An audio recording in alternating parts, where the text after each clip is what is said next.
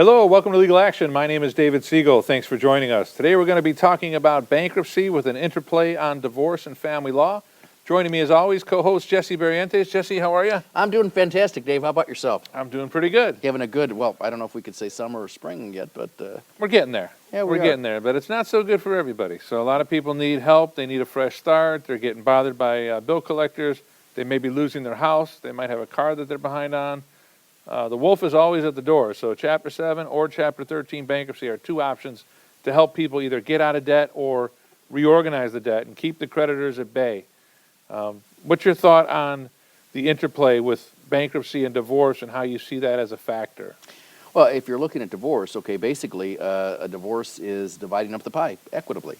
So you divide what the assets are, what the liability is. You have to consider who's in a better position to pay this or that, who has the retirement to kind of just to make it, to equalize everything to get that going. But also, though, for bankruptcy, regardless of whether it is Chapter 7 or a Chapter 13, once somebody files that bankruptcy, then what happens, Dave? There's a bankruptcy estate, right? Right. A bankruptcy estate is created. There's an automatic stay, which is basically a big stop sign that goes out telling creditors they cannot take certain action. So if they were calling, they have to stop. If they were suing, they have to pause that action. If they were garnishing, that gets stopped too. Everything kind of has to get sorted out. What about the interest? Well, interest could accrue depending on what chapter, but typically in a Chapter 7, the debts are eliminated, so there is no interest, and the creditors have to cease their collection efforts. And usually their clients, the creditors' clients, walk away with nothing in a standard Chapter 7 fresh start. Well, before we talk about some more interplay, I think it's important for our audience to kind of get certainly a basic idea of the different chapters. You talked about Chapter 7 and Chapter 13, and I know they're probably familiar with divorce. We could just touch on that a little bit after we discuss those things and talk a little more on the interplay. So in a Chapter 7, what is a Chapter 7?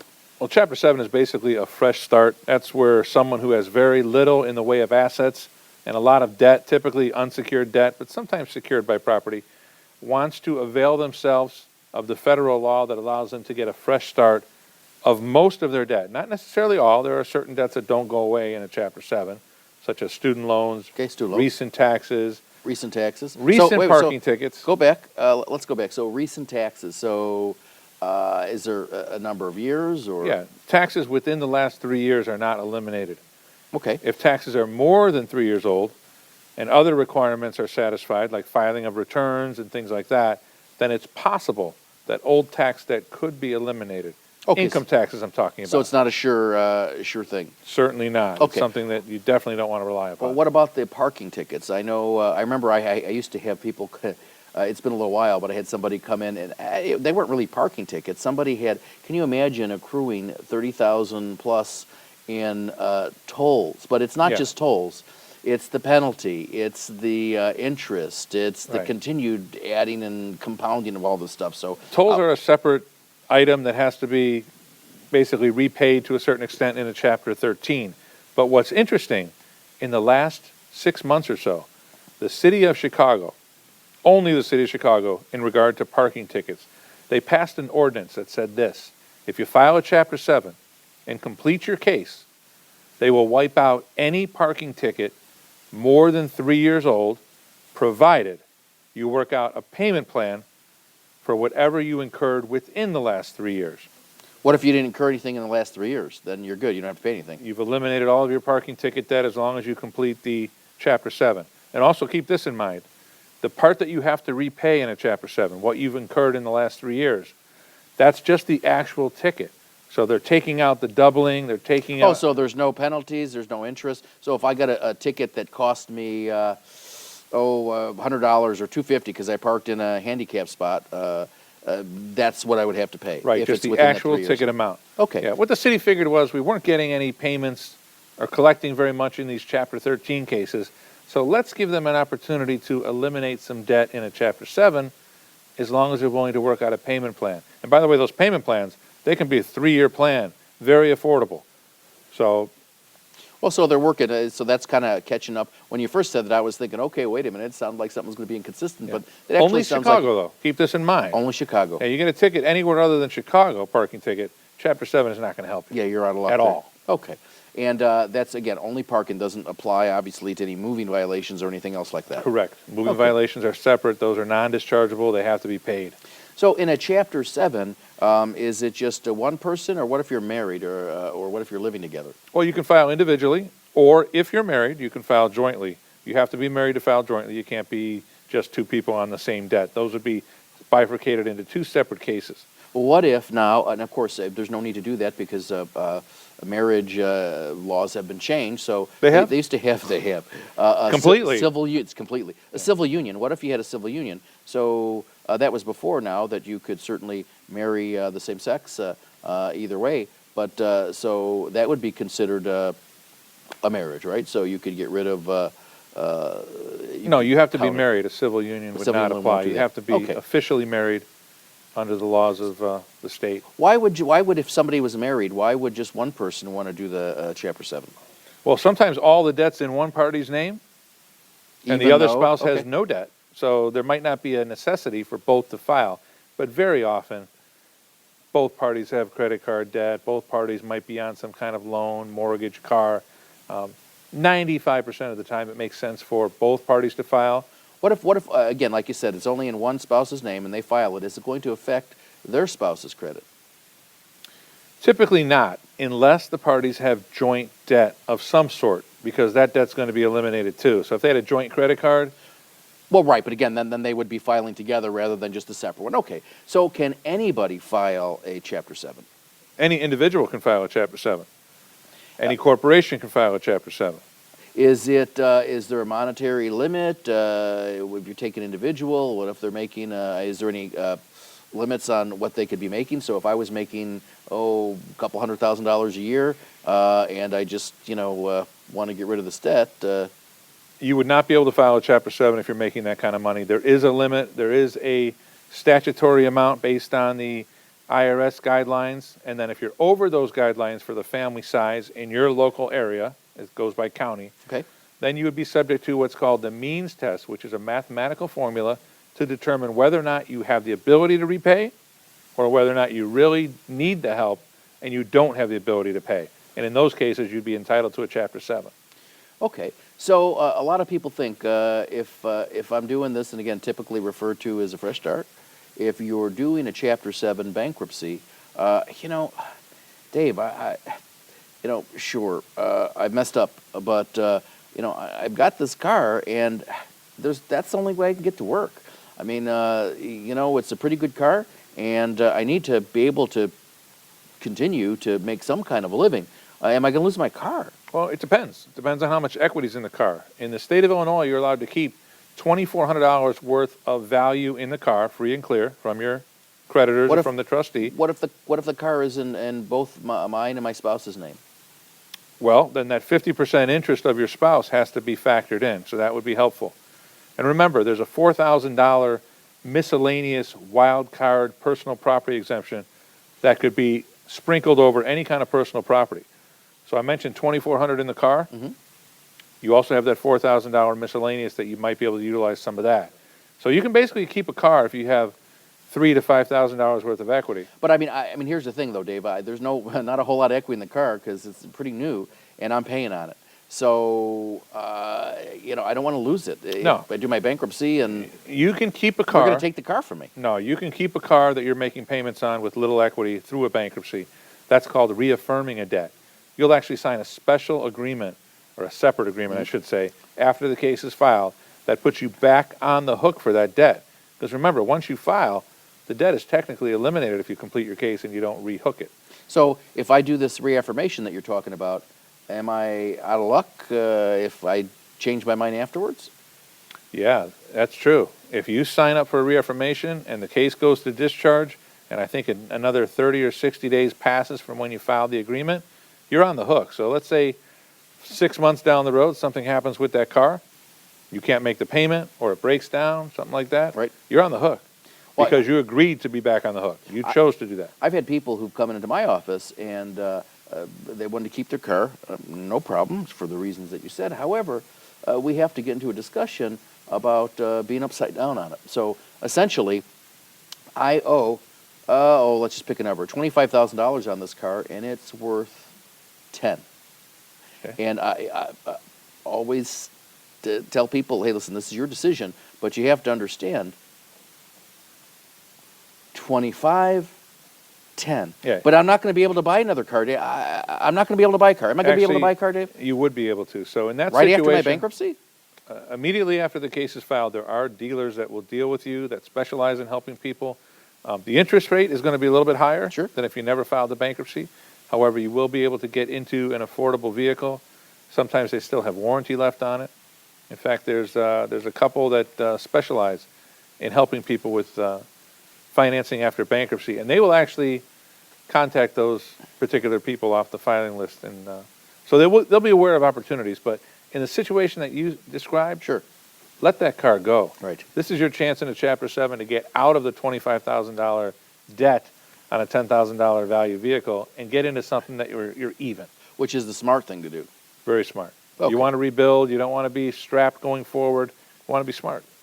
Okay. So we've talked about the automobile, and then let's talk about the house.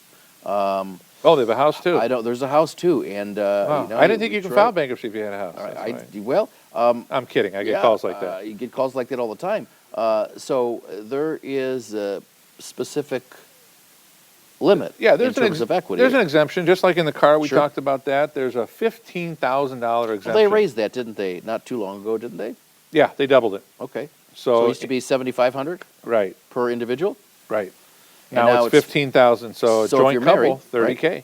Okay, and so in a situation where only one person is filing, half of that would be attributable to the spouse who's not filing, so I would only have to worry about the half of the amount of equity. If they're both on the title. Correct. There's a little nuance there. That other non-filing spouse has to be on the title for us to factor in their exemption What if or she's equity. just on the mortgage? No exemption. Okay. Then we're in trouble. That she's got to be on the title. Yeah. Why So- would you want to be on the mortgage and not on the title? Explain this to me. Well, there's a lot of people who apparently, I don't know, they have funny things going. I can't imagine why you'd want to be on the mortgage and not on the title. You want to be on the hook for a property that you have no ownership I'd in? rather be on the title and not on the mortgage. Will you sign my car note? Oh, I'll sign it with my left hand. Okay. Yeah, and Yeah, I'll, it just doesn't make sense. yeah, I'll sign it in the name. I'll use Mark. Yeah. And be Yeah. careful who you co-sign for, Yeah. too. I've helped a lot of people that got into trouble, not because they didn't pay, but Correct. because the Well- person they had faith in to make the payments did not. Explain how that works. Well, if you co-sign a debt, you are joint and severally liable. So that means if you bankrupt the debt that I co-signed for you, they're coming after me. That's right. You might be filing bankruptcy, too, depending on what the Wow. deficiency on that car is. But my nephew, Or mortgage or my a nephew credit asked card. me if I could really. So, Your so I guess nephew. right, There's the problem there's right the there. Go. So Yeah. it could be family or friends, and so I guess the smart thing is, hey, just don't co-sign. Could be a boyfriend or girlfriend, typically. Oh yeah, that's probably even the worst of the deal. Yeah. To And they're both on the apartment lease, and guess Right. what? They're both not staying in that apartment for the whole term. So they're coming That's another after one or issue, the yeah. other. Sure. Yeah. Okay. Life lessons, man, they're hard. Life lesson. So we have a little more time. Let's talk about the process. Okay. So before we do the process, because Chapter 7 and Chapter 13. Well, you get due process. Right. Well, due process. That's very important. The process between both of them are similar. So before we talk Right. about the process, let's talk a little bit about, I guess, then the Chapter 13, because you said earlier that if I Yeah. made too much money, there's a mean test. If I am not able to pass that, then I might have to end up paying some of it back or all of it. So what is 13 is a very complicated case from the attorney standpoint, from the financial aspect of it, but from the consumer portion, it's relatively simple if you think of it like this. Sure. You're taking someone's income, you're subtracting their monthly expenses, not including the debt, but just normal expenses, food, clothing, shelter. Whatever that difference is, whatever is available per month, right? is known as the disposable income. What if there's nothing left after the disposable income? Then they're not in a Chapter 13. They can't do a 13. You have to have the ability So- to repay in a 13. Well, let me ask you something. this. We go out to dinner a whole lot, so, usually we spend like, 12, $1,500 a month on food. So Yeah, that's a problem. why is it a problem? Well- You got to eat. We have to adhere to the IRS standards for what you can spend per month for food, clothing, shelter. And if you exceed those amounts, you're basically favoring yourself and your lifestyle over what the IRS says is the norm to the detriment of your creditors. Are So there you're any going to have to exceptions? stop that. What happens if I'm a rather large person? Well, you still can't spend $1,500 a month on food, I'm sorry. Well, I understand. Or what if I have, like 12 kids? Well, yeah, the more children you have, the more people in the household, the more the allowance goes up. Special needs children's Okay. would be an item where you can spend more. Special diet, medical issues, but absent one of those circumstances. Medication? Yeah, yeah. Okay. It might have to be documented. The trustee is going to look into Okay. whether or not that's a legitimate expense. Tithing, charity. Tithing, I was just going to ask you about that. Yeah, so Yeah. we tithe 10%. So what, and we always do, it's not like, okay, right when I filed this, I all of a sudden started, Well, I think you can do that tithing. too. There is no requirement that you had to be tithing for a certain number of months beforehand. Someone could argue bad faith, but who can question when I you can found argue God? I just got religion, right? Yeah, I just Right. found God. So, okay, so, all right, so you could do that too. All right, so then what happens then? So you talked about this disposable income. Yes. So in a Chapter 13, basically what am I doing? Who am I paying? You're paying a Chapter 13 trustee who is an individual who, much like a dealer in poker, is going to deal out a little bit per month to all of your creditors. Okay? That's basically how it works. And it runs for 3 to 5 years. And That's at the a end of long it, you're done. So, so basically, what I'm understanding, or maybe we hadn't said this, that in a Chapter 13, you have to pay your secured creditors 100% of what you owe within that 3 to 5 years, and your non-secure, A percentage. as little as 10%, all Yeah. the way on up to. And actually, if you have a car that's more than 2.5 years old that's financed, you don't pay that in full either. You pay kind of the market value of the car at 6% interest. So there is a little bit of a break there on an older vehicle. Sure. But the amount you pay per month and the amount you wind up paying overall is based on your income, your expenses, your assets, and your liabilities. So it's But- a complete mathematical formula that's software dependent. But after that time, the 3 to 5 years, all that's paid off. You're done Now, what if in a I typical have? case. What if I have student loans? I mean, I'm pretty sure I'm not going to be able to pay the hundreds of thousands of dollars in student loans off in that period of Well- time. That's going to throw me over the top. Is that going to make me not eligible for being able to do a Chapter No, 13? there's different ways to treat student loans. You can pay them a percentage through the Chapter 13, let's say a 10% repayment plan, Okay. knowing that at the end of your Chapter 13, I'm still going to have to pay in the whole dealio. you're going to owe the other 90% plus interest. Oh, plus interest. Okay. Plus interest. That interest keeps accruing on a student loan. So and you can also treat the student loan outside of the Chapter 13 completely and pay it separately. If you have some kind of forbearance agreement or Or will a they lower let me monthly pay payment. if I'm making payments? Will they let me pay independently of the Chapter 13? Yes. The trustee They will, in certain That's the only cases. exception, though, is student loans, nothing else. There's certain things you can do. We're getting pretty creative with the plans, but for the most part, you want to have all your creditors being paid through the Chapter 13 for the protection of the client. Okay. And so we're looking at that. So what happens in terms of a house? So let's say, all right, so I have to only pay if I'm behind on the mortgage. I have to pay whatever I'm behind on, but at the same time, I have to maintain what the current payments are. That's correct. Okay. So what about if I have equity on that as well that exceeds the value of my home?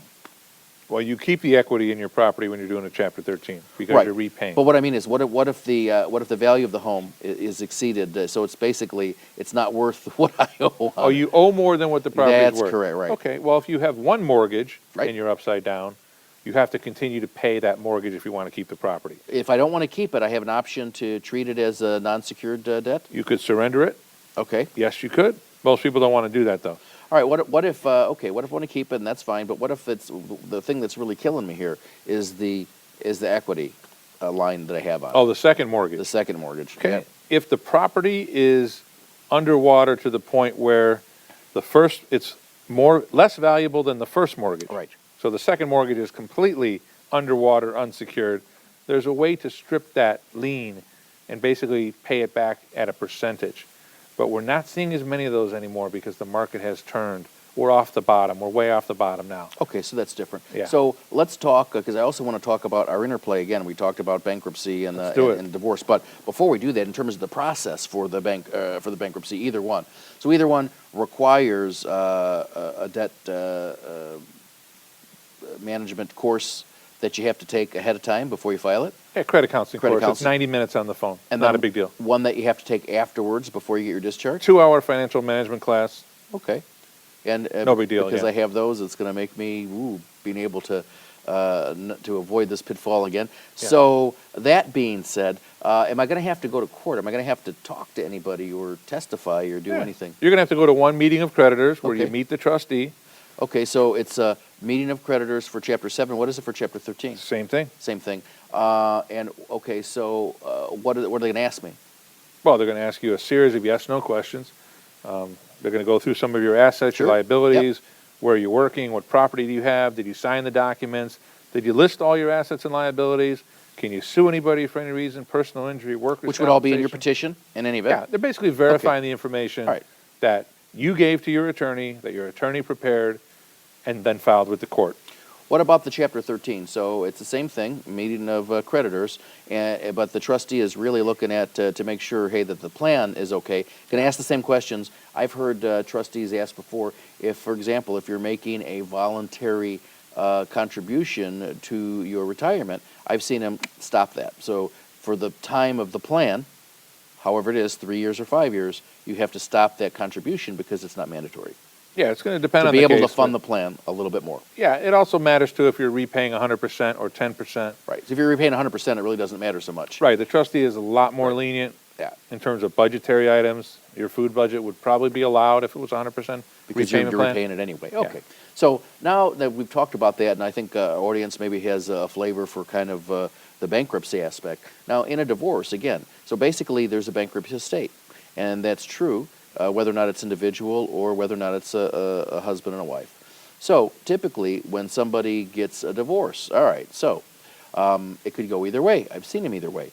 Where, all right, now, hey, there's a lot of debt here, and we filed our divorce. There's a lot of things to do with your divorce. You file your petition.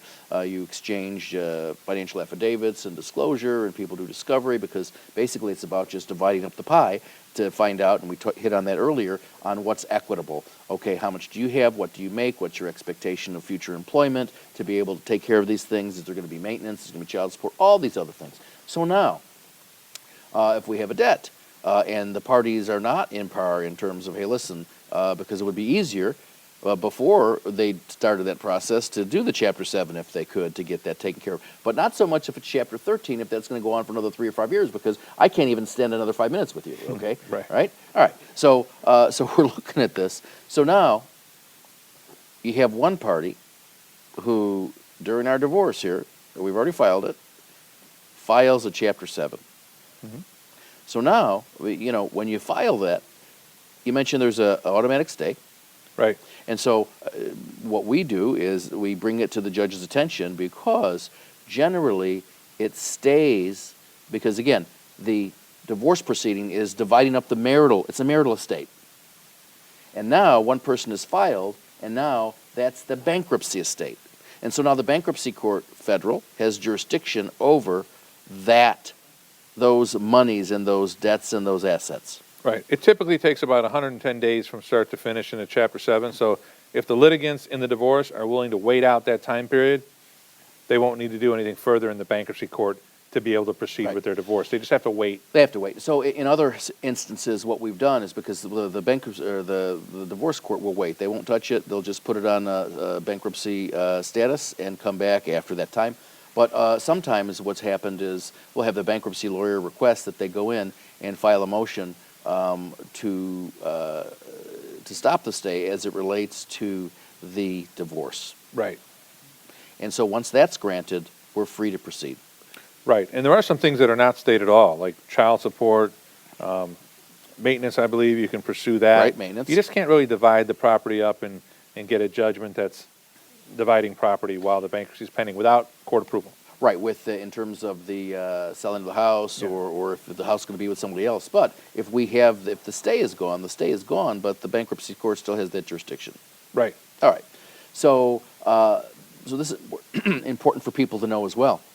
So let's say, all right, even if you did it before, so you went out there and you got your bankruptcy, so now all of your debts are wiped out, even though there were some of them that were joint.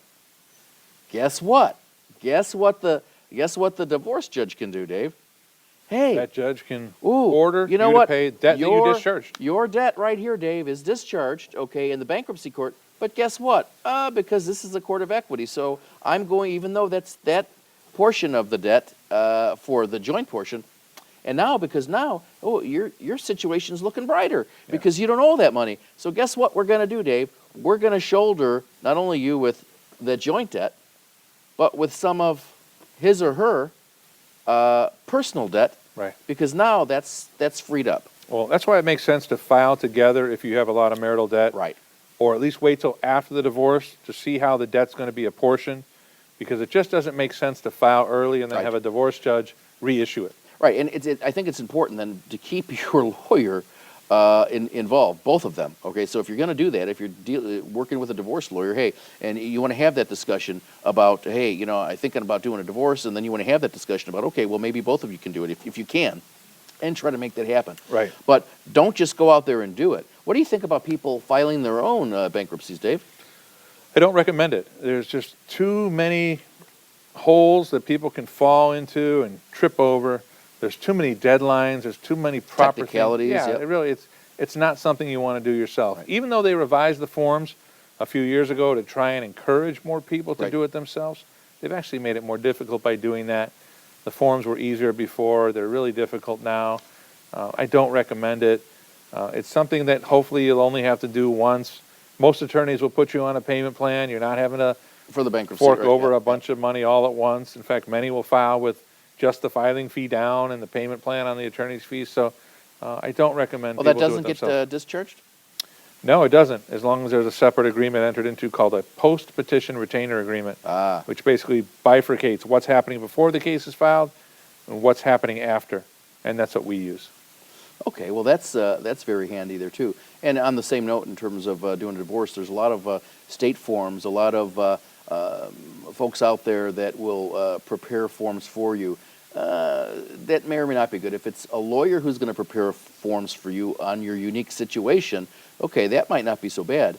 But you want to stay away from people, who really aren't lawyers, Yeah. okay? Or even though the state forms, they have the forms that you can just check off. If you don't have anything, and there's no assets whatsoever, you might be able to do that. Yeah. But really, realistically, if it's going to come back, and I've seen it, it's going to come back to bite you, and it's not going to be a very good bite, okay? Right. I've seen many people ambitiously try and do it on their own, only to realize that the case got dismissed or they didn't complete it. Now the creditors are coming back after them, and they want help. And Right. usually it involves refiling a case. So you're having to redo that thing, so might as well just do it right the first time and get it done. Right. Yeah, yeah. Yeah, there's a lot to it. If So there's make back to sure it, if right. you have a situation where you're struggling financially, don't try and go it alone. Good to see you, Jesse. You as well, Dave. Thanks for your good information as always. Dave. We'll see you next time on Legal Action. Take care.